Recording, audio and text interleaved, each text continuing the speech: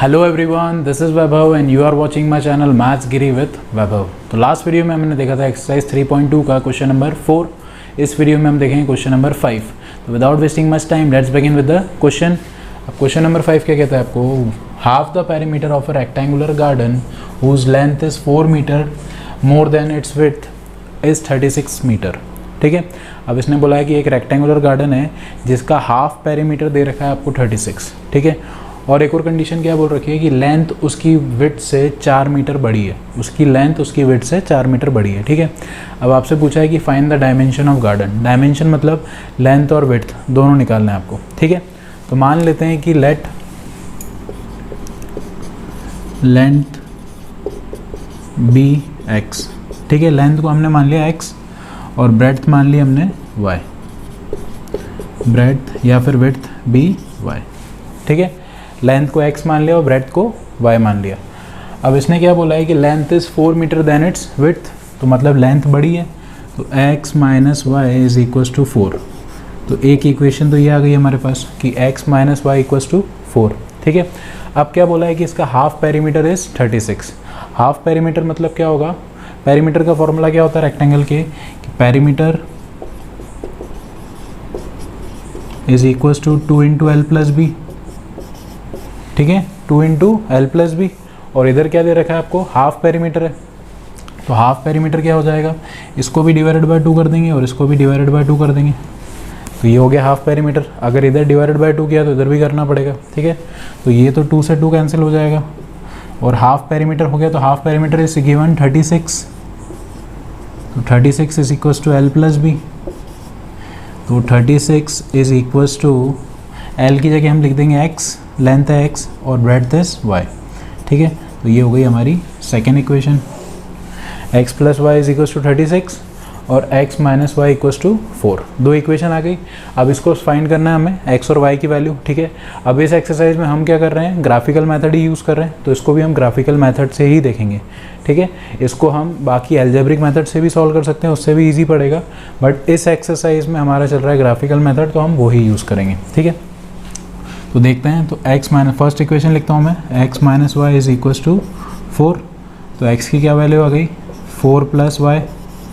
ठीक है, अब डिफरेंट वैल्यूज़ देख लेते हैं x और y की, दो लिख लेते हैं, x और इधर आ गया y।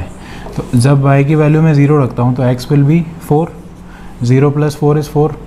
अब जब y की वैल्यू 1 रखूँगा तो x विल बी 4 प्लस 1 5। ठीक है, अब सेकेंड इक्वेशन देखते हैं। तो x plus y is equals to 36। तो x की क्या वैल्यू आ गई? 36 माइनस वाई। ठीक है, अब इसकी भी दो वैल्यूज़ निकाल लेते हैं हम। ये हो गया x और ये हो गया y। तो x की वैल्यू जब मैंने क्या y की वैल्यू जब 0 रखी तो x की वैल्यू क्या आ गई? 9। सॉरी, जब y की वैल्यू 0 रखी तो 36 माइनस 0 दैट इज़ 36। तो x की वैल्यू आ गई 36। अब x की वैल्यू अगर मैं y की वैल्यू अगर मैं 6 रखता हूँ तो 36 माइनस 6 इज़ 30। ठीक है, तो ये आ गई दो वैल्यू x की और दो वैल्यू आ गई y की। अब बनाते हैं हम इसका ग्राफ।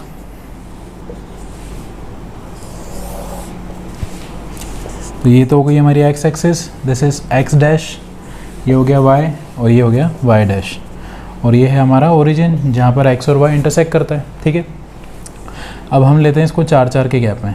तो ये 4, 8, 12, फिर आ गया आपका 16, देन 20, 24,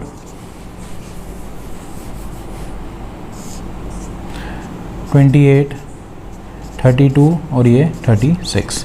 ठीक है, ये हो गई हमारी एक्स एक्सिस। और इधर देखेंगे हम तो -4, -8, -12 और -16। ठीक है, इसको भी हम 4 के गैप में ले लेते हैं। तो ये हो गया 4, फिर आ जाएगा आपका 8, फिर आ जाएगा 12, इधर आ जाएगा -4, -8, -12। ठीक है, ये आपके हिसाब से बना सकते हैं स्केल, कोई दिक्कत नहीं है। मैंने 4 के लिए आप कुछ और भी ले सकते हैं। ठीक है, अब इधर देखते हैं पहला वाला। तो y की वैल्यू 0 है तो x की वैल्यू 4 आई। तो y की वैल्यू 0 और x की वैल्यू 4, तो ये पॉइंट तो हमें पहला पॉइंट तो यहाँ मिल गया। अब y की वैल्यू है 1 और x की वैल्यू आएगी 5। तो y की वैल्यू 1 यहाँ पर कहीं होगी और x की वैल्यू 5 इधर कहीं होगी। ये सेकेंड पॉइंट यहाँ मिल गया, ठीक है। अब इन दोनों में से पास होते हुए एक स्ट्रेट लाइन बनाते हैं हम। तो ये हो गई हमारी एक स्ट्रेट लाइन, जो कि इस इक्वेशन की स्ट्रेट लाइन हो गई, ठीक है। अब देखते हैं सेकेंड वाला। तो x की वैल्यू है 36 और y की वैल्यू 0 पे। तो y की वैल्यू 0 और x की वैल्यू 36, तो ये मिल गया आपको पहला पॉइंट, ठीक है। अब देखते हैं तो दूसरा कहाँ पर आएगा। y की वैल्यू है 6 और x की वैल्यू है 30। तो y की वैल्यू है 6 यहाँ कहीं आएगी इनके बीच में, और x की वैल्यू है 30 वो यहाँ कहीं आएगी, ठीक है। तो ये पूरा पॉइंट आपको यहाँ कहीं मिलेगा। तो ये पॉइंट आपको मिल गया इधर, ठीक है। अब इन दोनों में से पास होते हुए एक स्ट्रेट लाइन बना देंगे हम। तो ये मिल गई आपको दूसरी स्ट्रेट लाइन। अब जब ये अभी इंटरसेक्ट नहीं करे, इसको एक्सटेंड करना पड़ेगा। तो इसको हमने एक्सटेंड करा तो ये आ गई आपकी एक्सटेंडेड वर्जन, ठीक है। तो ये हो गई आपकी दूसरी स्ट्रेट लाइन। और ये दोनों कहाँ पर काट रही है अब देखो। तो ये काटेगी आपको x पे 20 पे, और ये हमने थोड़ा गैप बढ़ा दिया है। ये एक्चुअल में गैप आएगा आपका इधर आएगा 12 एंड दिस इज़ 16, ठीक है। और जब आप इसको देखेंगे तो y आएगा आपका 16, ठीक है। तो ये जिस पॉइंट पे ये कट करेगी, आप जब स्केल वाइज बनाएंगे पूरा ग्राफ, ठीक है, एक्यूरेटली, तो ये आपको x एक्सिस पे आएगा 20 पे कट करेगा ये, और ये आएगा y एक्सिस पे 16 पे। तो हमारा जो कोऑर्डिनेट होगा दैट इज़ 20,16, ठीक है। x की वैल्यू आ जाएगी 20 और y की वैल्यू होगी 16। तो x क्या था हमारा लेंथ, तो therefore length is equals to 20 metre and breadth is equals to 16 metre, ठीक है। तो इक्वेशन आप देख भी सकते हैं, चेक कर सकते हैं। लेंथ और ब्रेथ में 4 मीटर का गैप है, और इन दोनों को जब आप प्लस करोगे तो हाफ पेरीमीटर आएगा, दैट इज़ 20 + 16 इज 36। तो हमारा आंसर सही है, ठीक है। अब देखते हैं आपका क्वेश्चन नंबर 6। अब क्वेश्चन नंबर 6 क्या कहता है आपको, given the linear equation 2x + 3y - 8 is equals to 0। आपको लीनियर इक्वेशन दे रखी है, ठीक है। Right another linear equation in 2 variables such that the geometrical representation of the pair so formed is intersecting. जो अलग अलग पार्ट्स दे रखे हैं, तो पहला पार्ट है इंटरसेक्टिंग लाइन, ठीक है। तो इसने क्या बोला है कि आपको एक लीनियर इक्वेशन दे रखी है, आपको दूसरी इक्वेशन अज्यूम करनी है, ठीक है। दूसरी इक्वेशन बनानी है सच दैट आपको डिफरेंट पार्ट्स दे रखे हैं। तो पहली पार्ट क्या दे रखा है कि इंटरसेक्टिंग लाइन, तो दूसरी इक्वेशन ऐसी बनानी है आपको कि इन दोनों का जो सॉल्यूशन होगा वो इंटरसेक्टिंग लाइन्स बनेंगे, ग्राफ पे बनाएंगे तो, ठीक है। तो पहले तो हम लिख लेते हैं ये वाली equation, that is 2x + 3y - 8 is equals to 0। ये आपको गिवन है, ठीक है। तो इसके अंदर क्या हो गया, a1 क्या हो गया आपका 2, और b1 आपका दे रखा है 3, और c1 दे रखा है आपको -8, ठीक है। और मान लेते हैं कि let other equation b a2x + b2y + c2 is equals to 0, ठीक है। तो हमने दूसरी इक्वेशन जो आएगी उसको मान लिया a2x b2y + c2 is equals to 0, ठीक है। तो इनकी a2 b2 और c2 की अपन को वैल्यू निकालनी है, ठीक है। अब जो इंटरसेक्टिंग लाइंस की कंडीशन है, कंडीशन फॉर इंटरसेक्टिंग लाइंस,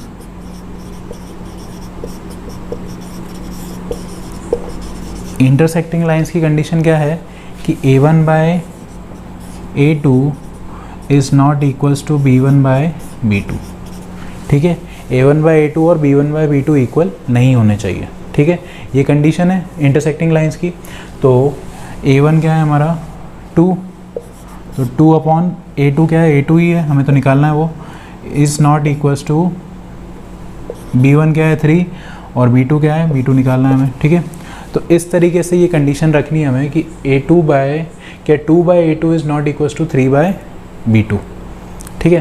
तो 2 अगर सपोज़ मैं मान लेता हूँ कि a2 की वैल्यू में रख देता हूँ 1 रख देता हूँ, ठीक है। तो 2/1 इसको जब मैं इक्वट करूँगा तो इधर 2/1 नहीं आना चाहिए, ठीक है, तभी नॉट इक्वल होगा। तो 2/1 कब आएगा, तो इधर तो 3 है, तो 3 अगर मैं 1.5 करता हूँ तभी ये इक्वल होगा, क्योंकि ये इसका आधा होना चाहिए। 2/1 मतलब ये डबल है और ये आधा है, तो ये डबल किसका होगा 1.5 का। तो मतलब खाली इधर मैं 1.5 की जगह मैं कुछ और लिख सकता हूँ, 1.5 नहीं लिखना है मुझे, बाकी मैं कुछ भी लिख सकता हूँ, ठीक है। इसकी जगह b2 की जगह तो मैं कुछ और लिख लेता हूँ, सपोज़ 2 लिख लेता हूँ, ठीक है। तो 2/1 इज़ नॉट इक्वल्स टू 3/2, हाँ करेक्ट है। तो हमारी जो इक्वेशन आ गई, देयरफॉर अदर इक्वेशन इज़, तो a2 की जगह क्या आ गया हमारा 1, तो ये क्या हो जाएगा 1x प्लस b2 की जगह हमने क्या लिखा 2, तो ये 2y प्लस c2 तो हम कुछ भी मान सकते हैं, ठीक है, क्योंकि अभी सिर्फ कंडीशन में हमें ये प्रूव करना था a2 और b2, तो c2 की वैल्यू तो मैं कुछ भी अज्यूम कर सकता हूँ। तो सपोज मैं उधर 3 लिख देता हूँ, तो +3 इज़ इक्वल्स टू 0, ठीक है। तो हमारी जो कंडीशन आ गई, जो नई इक्वेशन आई, that is 1x plus 2y plus 3 is equals to 0। तो आप इसको और उसको सॉल्व करेंगे तो आपका इंटरसेक्टिंग लाइंस ही आएगी, ठीक है। तो इसकी ज़रूरी नहीं यही आंसर हो, आप कुछ भी मान सकते हैं, बस ये कंडीशन को फुलफिल करना है कि इंटरसेक्टिंग लाइंस की क्या होती है, a1/a2 is not equals to b1/b2। इस कंडीशन को जो फुलफिल करे वो कोई सी भी वैल्यू आप रख सकते हैं, ठीक है। अब देखते हैं इसका second part, that is parallel lines, ठीक है। तो आपको फर्स्ट इक्वेशन तो गिवन है, वही है 2x plus 3y minus 8 is equals to 0, ठीक है। तो इसके अंदर a1 क्या हो गया आपका 2, b1 is 3 and c1 is -8, ठीक है। a1, b1 और c1 दे रखा है, और आपको ऐसी इक्वेशन बनानी है कि वो इक्वेशन इस गिवन इक्वेशन के साथ पैरेलल लाइन ड्रॉ करे, ठीक है। तो मान लेते हैं कि let other equation b a2x plus b2y plus c2 is equals to 0। ये हमने मान लिया कि जो दूसरी इक्वेशन होगी जो इस इक्वेशन के साथ पैरेलल लाइन बनाएगी, वो मान लिया हमने a2x plus b2y plus c2 is equals to 0, ठीक है। अब a2, b2 और c2 की वैल्यू निकालनी है आपको। तो सबसे पहले हम क्या देखेंगे कि कंडीशन फॉर पैरेलल लाइंस। तो पैरेलल लाइंस की कंडीशन क्या होती है कि a1/a2 is equals to b1/b2 is equals to c1/c2। तो ये वाली कंडीशन, सॉरी, पैरेलल लाइंस की कंडीशन ये नहीं होती है a1/a2 is equals to b1/b2 is not equals to c1/c2। ये होती है पैरेलल लाइंस की कंडीशन, ठीक है। तो a1/a2 is equals to b1/b2 is not equals to c1/c2। तो हम क्या करेंगे कि a1 की जगह लिख देंगे 2, तो 2/a2 is equals to 3/b2 is not equals to -8/c2, ठीक है। तो ये कंडीशन को हमें फुलफ़िल करना है। तो क्या क्या वैल्यू मान सकते हैं, मन से ही मानना है, ठीक है, अज्यूम ही करना है। तो मान लेते हैं अगर मैं इसकी वैल्यू रखता हूँ 2 सपोज, ठीक है, a2 की वैल्यू भी 2 रखता हूँ, तो 2/2 मतलब ये तो आ गया 1, ओवरऑल कट रहा है। तो अगर मैं इधर भी फिर न्यूमरेटर और डिनोमिनेटर को सेम ही रखना पड़ेगा, तभी जाके वो इक्वल आएगा 1। तो इधर भी क्या हो जाएगा 3/3 इज़ नॉट इक्वल्स टू, मतलब अब इसको अनइक्वल करना है। अनइक्वल करना है तो मतलब इधर अगर -8 है तो मुझे इधर -8 नहीं रखना है, ठीक है, क्योंकि अभी तक हमने क्या करा, ये और ये इक्वल रखें, इधर भी न्यूमरेटर डिनोमिनेटर इक्वल है, इसमें ऐसा नहीं रखना है। ऐसा नहीं रखना है मतलब -8 की जगह मैं कुछ भी रख सकता हूँ, सिर्फ -8 को छोड़ के बाकी कुछ भी रख सकता हूँ। तो सपोज़ मैं 4 रख देता हूँ, ठीक है, -8 की जगह मैं कुछ और रख सकता हूँ, तो मैंने मान लिया कि 4। तो देयरफॉर अदर इक्वेशन इज़, तो a2 की वैल्यू क्या आई 2, तो क्या आ जाएगा 2x, और b2 की वैल्यू क्या थी 3, तो 3y प्लस c2 की वैल्यू क्या मानी हमने 4। तो ये आ गई हमारी दूसरी equation, 2x plus 3y plus 4 is equals to 0, ठीक है। ये आ गई अदर इक्वेशन, ठीक है। अब देखते हैं इसका third part, that is coincident lines, ठीक है। तो अब आपको जो इक्वेशन बनानी है जो सेकंड इक्वेशन बनानी है वो इस गिवन इक्वेशन के साथ कोइंसिडेंट लाइन बनानी चाहिए, ठीक है। मतलब कोइंसिडेंट मतलब उसके ऊपर ही आ जाए, ठीक है। तो मान लेते हैं सबसे पहले तो इसका a1 देखते हैं। तो a1 is 2, b1 is 3 and c1 is -8, ठीक है। इस इक्वेशन के a1, b1 और c1 दे रखे हैं, और हम मान लेते हैं कि लेट जो इक्वेशन इसके साथ कोइंसिडेंट लाइन बनाएगी, तो अदर इक्वेशन b, उस इक्वेशन को मान लेते हैं a2x plus b2y plus c2 is equals to 0, ठीक है। तो हमने मान लिया कि जो सेकंड इक्वेशन जो इस लाइन के साथ कोइंसिडेंट लाइन बनाएगी वो है a2x plus b2y plus c2 is equals to 0, ठीक है। तो कंडीशन क्या है कोइंसिडेंट लाइन की, कोइंसिडेंट लाइन की कंडीशन